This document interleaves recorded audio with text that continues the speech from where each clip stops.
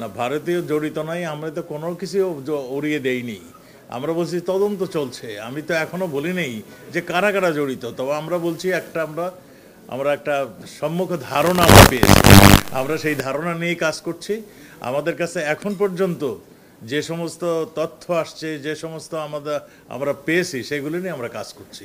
ভারতের একটা বাড়িতে আপনারা জানেন, আমরা যতটুকু শুনেছি, ভারতীয় একটা ফ্ল্যাট বাড়িতে তাকে নিয়ে যাওয়া হয়েছিল, সেই ফ্ল্যাট বাড়িতে তাকে হত্যা করেছে, এইটুকু আমরা শুনেছি, এইটুকু জেনেছি।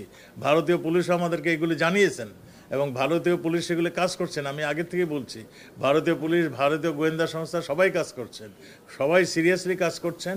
কারা কারা এর সঙ্গে জড়িত, মোটিভটা কি, সবই আমরা বিস্তারিত বলব। আমরা যা শুনেছি, তিনি বাংলাদেশে আসেননি, তিনি ভারত থেকেই আরেক দেশের মাধ্যমে কোনোখানে যাওয়ার চেষ্টা করছেন। সেগুলো নিয়ে আমাদের মানে যেগুলো করার আমরা সেগুলি করছি। আমরা কিন্তু এগুলি সবই মানে ওটা কনফার্ম নিউজ নয়, এগুলি সবই আমাদের তথ্য আমাদের কাছে রয়েছে, সেই তথ্য অনুযায়ী আমরা কাজ করছি। নগদে 500 টাকা বা তার বেশি পেমেন্টে পেতে পারেন ঢাকায় জমিসহ 20 কোটি টাকার পুরস্কার। আমাদের কাছে এখনো যে সমস্ত তথ্য আসছে, এই সমস্ত বাংলাদেশি মানুষ এই হত্যাকাণ্ডের পিছনে, এখন পর্যন্ত আমরা যা তথ্য, বাংলাদেশের মানুষ এই হত্যাকাণ্ডের পিছনে রয়েছে। ভারতে কেন ঘটিয়েছে, ভারতে জড়িত আছে কিনা, এগুলি সম্বন্ধে আমাদের কোনো তথ্য নেই। আমরা এগুলি তথ্য আমাদের দুই দেশের গোয়েন্দারা, দুই দেশের পুলিশ এগুলি একমত হওয়ার পরেই আমরা সবাই জানাবো। তো ঘটনা ঘটেছে ভারতে, আমাদের এখানকার মানে মানুষও এখানে জড়িত আছে।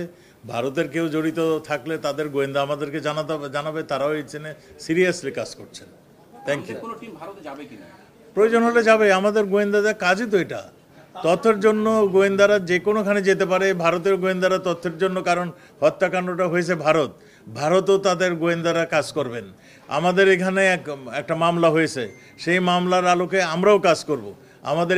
আমাদের এখানে মামলা করছে তার মেয়ে, তাই সেই মামলা অনুযায়ী আমাদের পুলিশও কাজ করবে। আমরা দুই দেশের পুলিশ একসঙ্গে কাজ করব এই মানে সত্যিকারের ঘটনাটা, মোটিভটা উদ্ধার করতে।